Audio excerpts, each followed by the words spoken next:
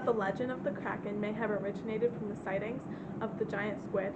They both look like big cephalopods, though the Kraken was much bigger. If you ever looked at the pictures of the Kraken, you'll never want to sail out to the sea ever again. Yes, you saw from the title that we're going to be talking about myths and legends about the sea, but are they fake? Listen to find out more with Joya Girali And Selena Quinn. Not only are we talking about some myths, but we're also discovering if Amelia Earhart actually crashed into the sea. So get comfy, grab some popcorn, and hit that like and subscribe button. The first subject that we're going to discuss is the Bermuda Triangle, also known as the Devil's Triangle. It's a loosely defined region between Florida, Bermuda, and Puerto Rico in the North Atlantic Ocean. It became an urban legend because many aircrafts and ships have disappeared under mysterious circumstances. More than 50 ships and 20 airplanes have disappeared in the so-called hellhole. Over 8,000 people have disappeared since the mid-19th century. Many people believe it's a mystery, but some people argue that it's a myth and have explanations why. So, what is this Bermuda Triangle, and what makes it so different from the rest of the ocean, Julia? That's a great question. Not only is that area known for erratic weather patterns and environmental factors like storms, for example, the answer is basically that the Gulf of Mexico is known for their tropical hurricanes, and since the Bermuda Triangle is near it, it has an effect on it too. Plus, the deepest part of the ocean is in the Bermuda Triangle. At 27,993 feet, the Bermuda Triangle is in first place. There are many mysterious stories about the people that vanished there. One of the most tragic is the disappearance of the USS Cyclops. It was one of the Navy's biggest fuel ships, and is one of the largest losses of lives in the history of the US Navy. In March 1918, the massive ship sailed from Brazil to Baltimore through the Bermuda Triangle. It was carrying 10,800 tons of magnesium ore and 309 crew members. However, the ship was never heard from again. The entire area was searched, but nothing was ever found.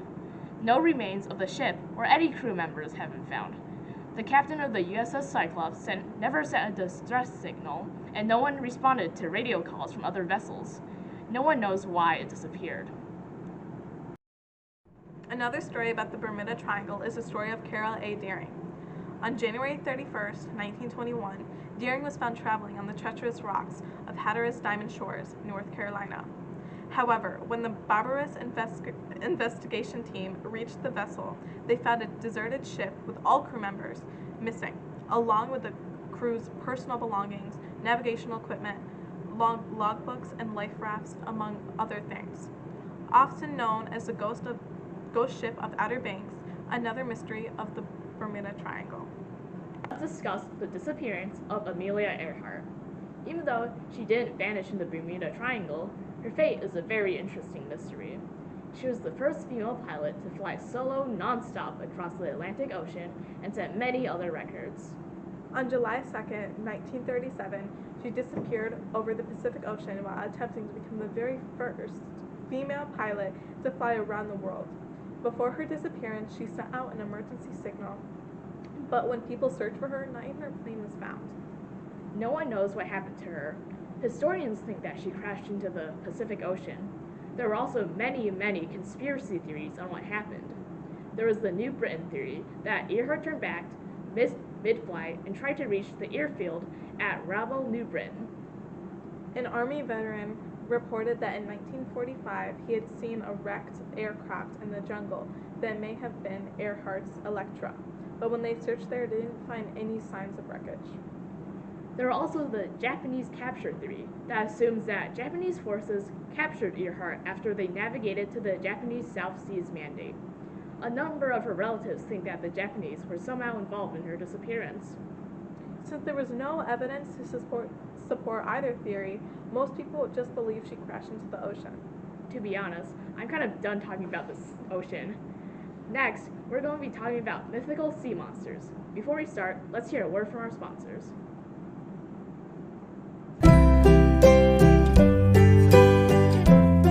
Hey listeners, we have some exciting news for you from our awesome friend at the Birmingham Education Foundation, or BEF for short. You may have heard about the cool projects and fun learning experiences happening right here in our school. And guess what? That's all happening because of BEF. That's right. BEF is all about making our school even better. They help fun projects in arts, academics, athletics, and STEM. That's science, technology, engineering, and math. Plus, character education and mental health. Imagine having experts visit our classrooms or going on field trips for unique experiences. All these opportunities happen because BEF is there to support our learning. You might be wondering, why does a public school need a foundation? Good question. Even though Birmingham Public Schools is one of the top districts in Michigan, school funding is a challenge. Since the 1900s, inflation has gone up, but funding per student hasn't kept pace. That's where BEF steps in. Their fundraising helps cover programs and resources that might otherwise be out of reach.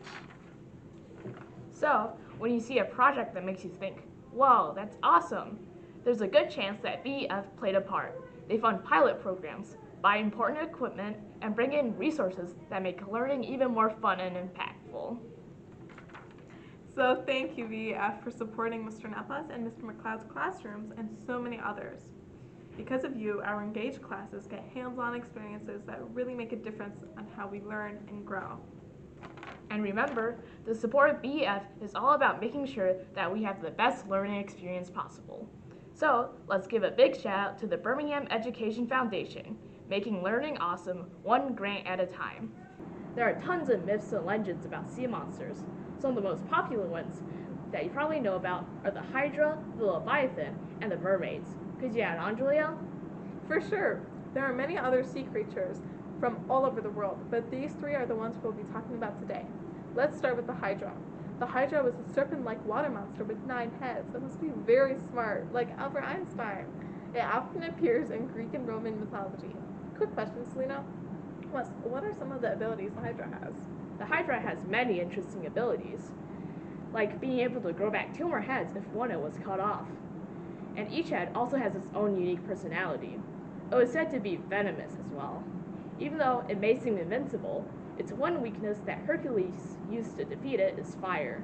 In mythology, the Hydra represents the struggle between good and evil. Wow.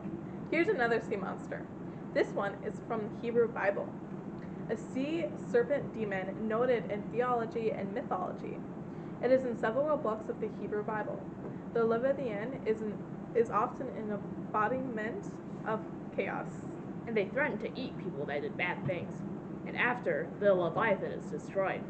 Its name is derived from the root iwi, that means twist or coil. I personally think that these sea serpents are very cool looking. Me too. When I was a kid, I used to be obsessed over mermaids. They just seemed to have the perfect life, right? Wrong. Many thought mermaids were extremely dangerous and treacherous. To British folklore, mermaids were seen as unlucky omens, both foretelling disaster and provoking it. Pretty scary. No way. I didn't think of them like that. Me neither. Wait, why were mermaids thought to be so horrible? Mermaids were thought to be related to the sirens, which, if you don't know, are a type of monster that sings a sweet tune to lure sailors on ships to rocky shores, causing them to crash into them. Oh, that makes more sense. Let me add one more thing. Mermaids were known to give gifts to humans. Though this seems kind, many people thought these gifts brought misfortune, causing floods and other disasters. Okay, let's wrap up what we learned today. First, we learned about the Bermuda Triangle, an interesting sea myth. Next, we discussed 3 different sea monsters, the Hydra, the Leviathan, and the mermaid. Don't forget to like, comment, and share this episode of Under the Sea. Don't forget to watch the next episode of our podcast too. It's coming soon. We hope you enjoyed our podcast today. Bye.